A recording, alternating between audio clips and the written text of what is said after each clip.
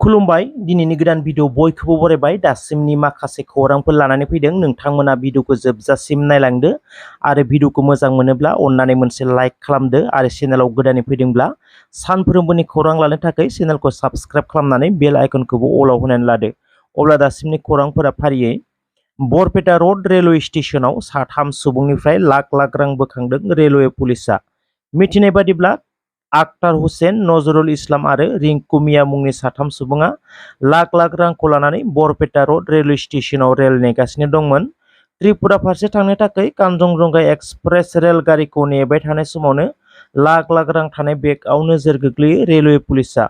पुलिसनि सोंनाय आरो सन्देहजों सिग्रोमनायाव गासै 39,75,000 रांखौ जब्द खालामनो हादों होनना मिथिनो मोन्दों। लाख लाख रांखौ बबेयाव मोननाय बबेनिफ्राय लाबोनाय बहा लांगोन बिनि सायाव पुलिसा नायबिजिरनायनि उनावसो मोनथिनो मोनसिगोन। गवालपारा जिल्लायाव गोबां बिबांनि ड्राग्स हमदों। गुवाहाटीनिफ्राय गवालपारा फारसे थांनाय बासखौ गवालपारानि धुपधारा पुलिस स्टेशनाव चेक खालामनायाव सानै सुबुंनिफ्राय गोबां बिबांनि ड्राग्स बोखांदों। धुपधारा पुलिसा मिथिनाय बादिब्ला साफिकुल इस्लाम आरो सारदाम हुसेन मुंनि सानै ड्राग्स फालांगिरिया गुवाहाटीनिफ्राय गवालपारा फारसे लांबाय थानाय समावनो धुपधारा पुलिसा गोख्रों सिग्रोमनायनि गेजेरजों हमनो हादों होनना मिथिनो मोन्दों। चिराङाव मोनसे दुखुनांथाव आरो मुगैथाव जाथाय जानाया ससियेल मिडियायाव गोबां गोसारनायखौ नुनो मोन्दों। चिरांनि भारत भुटान सिमानि आमगुरि आउटपस्टनि सिङाव थानाय जनता बाजार ओनसोलाव गावनि बिसिखौनो फिसाया बुथारनानै फबना दोनदोंमोन, नाथाय जाथाया 13 साननि उनावसो सोराङाव फैदों। थांनाय बृहस्पतिबाराव पुलिसा जावखांनानै खावसे गुलिनाय गोथै सहखौ बोखांदों होनना खौरां मोन्दों। बुथारजानाय आइजोआ जनता बाजार सनापुर गामिनि गावराव नार्जारिनि नैथि बिसि हाइति नार्जारि होनना मिथिनाय जादों। जाथायनि सायाव मिथिनाय बायदिब्ला थांनाय 23 मे खालि गावराव नार्जारिया जौ लोंनानै न'खराव दुंहाव थासारि लाबोदोंमोन। जाउनाव हौवा हिन्जाव नांज्लायनायनि गेजेरावनो गावराव नार्जारिया बिसिखौ खर'आव गाज्रियै बुनायाव जिउ गोमादों होनना मिथिनो मोन्दों।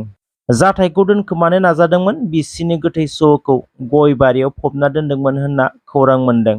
बुथारजानाय आइजोनि बिगुमाया जाथायनि सायाव अजद होनाय बायदियै आमगुरि पुलिसआ 13 साननि उनाव दायनिगिरि गावराव नार्जारिखौ एरेस्ट खालामबाय होनना मिथिनो मोन्दों। क'क्राझार फकिराग्रामनि लामापारायाव हाखौ लानानै मोननै कमिउनिटिनि गेजेराव जानाय दाङाबाजि जाथायखौ लानानै मैया मन्त्रि जयन्त मुलुग बरुवाया जाथाय जानाय जायगायाव थांनानै खौरां लाहैदों।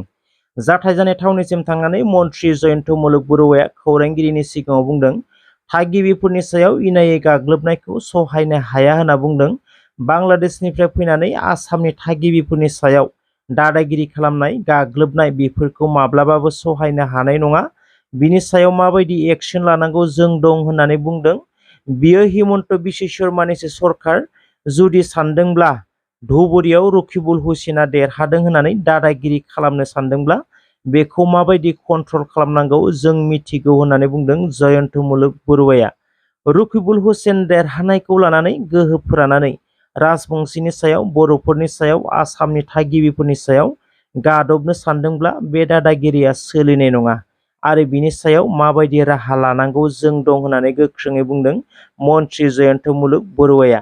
मिथिनाय बायदिब्ला गाग्लोबग्राफोरनि गेजेराव 4खौ पुलिसा हमबाय आरो जायफोरा गाग्लोबनायाव सोमोन्दो दं 24 घन्टानि गेजेराव गासैखौबो एरेस्ट खालामनो थाखाय एसपिखौ खावलायदों। लामापारानि सुबुंफोरा खौरां बिजोङाव फोरमायनाय बायदिब्ला हानि बिगुमा सापटग्रामनि निखिल घुस। बिथाङा लामापारायाव थानाय गावनि हाखौ 15 बोसोर सिगांनिफ्रायनो लामापारानि राजबंशी फोलेरनि सुबुंफोरनो आदि महरै आबाद मावना जानो होबोदोंमोन।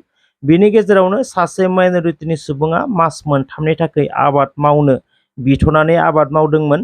नाथाय स्रोदै हानि बिगोमाजों हाखौ बायना लानायनिबो बन्द'बस्त जादोंमोन होनना मिथिनो मोन्दों। नाथाय जायफोरा 15 बोसोर आदि महरै आबाद मावना जाबोदोंमोन बिथांमोना हानि बिगोमा आरो माइनरिटि सुबुंनि गेजेराव जानाय बन्द'बस्तखौ मिथियाखैमोन आरो हा बिगोमाया आदि मावना जाग्राफोरनो फोरमायनानै होआखैमोन जे हाखौ फाननाय जाबाय होननानै। जाउनाव आदि मावग्राफोरा आबाद मावनो थाखाय ट्रेक्टरजों हाल एवनो थांनायाव माइनरिटि दोलोआ गाग्लोबदों होनना फोरमायदों।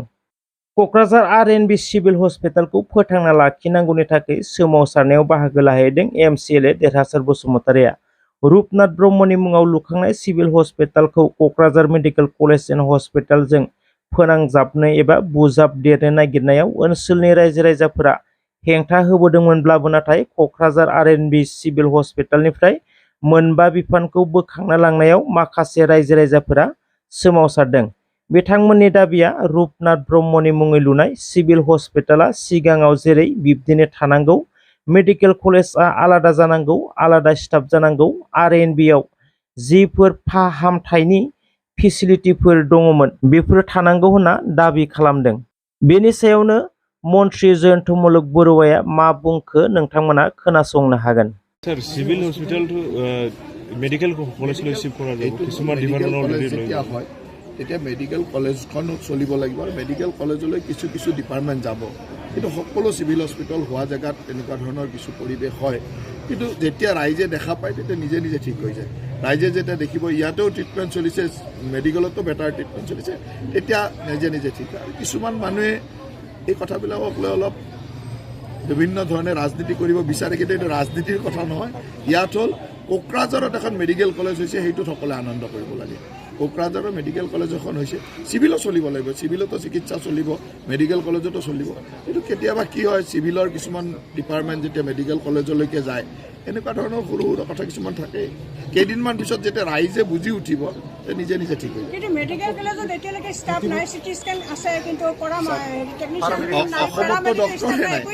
অসমতো ডক্টৰে প্ৰডাকশ্যন কৰিব পৰা নাই। স্বাধীনতাৰ ৭০ বছৰত ৩খন মেডিকেল কলেজেৰে চলিছিল। এতিয়াতো অসমত প্ৰতিটো ডিষ্ট্ৰিক্টতে এখন এখন মেডিকেল কলেজ। গতিকে একেদিনাই অসমখন চেঞ্জ হৈ নাযাব। যিসকলে চেঞ্জৰ কথা কয় তেওঁলোকে দায়িত্বত আছিল, তেওঁলোকে চেঞ্জ কৰিব নোৱাৰিলে। এতিয়া আমি চেঞ্জ কৰিছোঁ, এখন এখনকৈ মেডিকেল কলেজ বনাই গৈ আছোঁ, ২৪খন মেডিকেল কলেজ হ'ব। এইটো তেতিয়াই ডক্টৰ ওলাব, তেতিয়াই ষ্টাফ ওলাব। মানে কণীটো আগত নে মুৰ্গীটো আগত এইটো ভাবি লাভ নাই, কণী মুৰ্গী একেলগে হ'ব লাগিব।